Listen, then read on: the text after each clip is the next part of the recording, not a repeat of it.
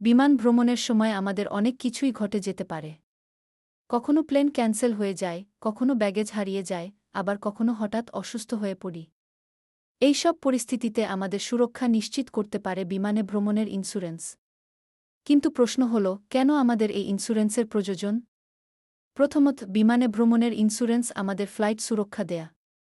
যদি আপনার ফ্লাইট বাতিল হয় বা দেরিতে হয়, ইন্স্যুরেন্স আপনাকে ক্ষতিপূরণ দিতে পারে।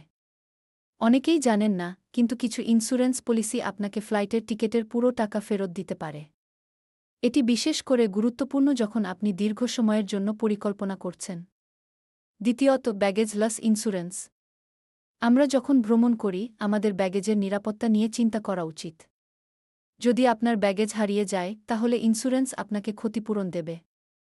এটি একটি খুবই গুরুত্বপূর্ণ সুবিধা, কারণ আমাদের অনেক মূল্যবান জিনিস ব্যাগে থাকে। তৃতীয়ত, মেডিকেল ট্রাভেল ইন্স্যুরেন্স।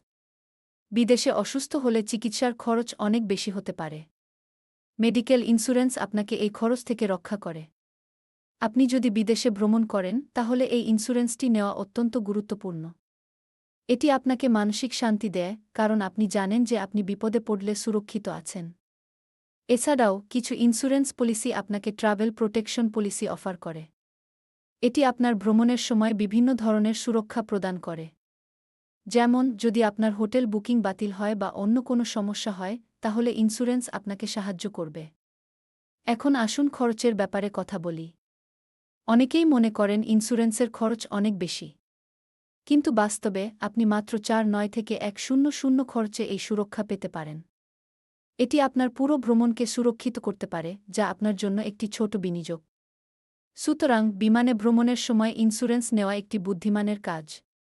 এটি আপনার যাত্রাকে নিরাপদ এবং নিশ্চিন্ত করে। আপনার ভ্রমণের পরিকল্পনা করার সময় ইন্স্যুরেন্সের বিষয়টি ভুলবেন না। এটি আপনার সুরক্ষা এবং স্বস্তির জন্য অপরিহার্য।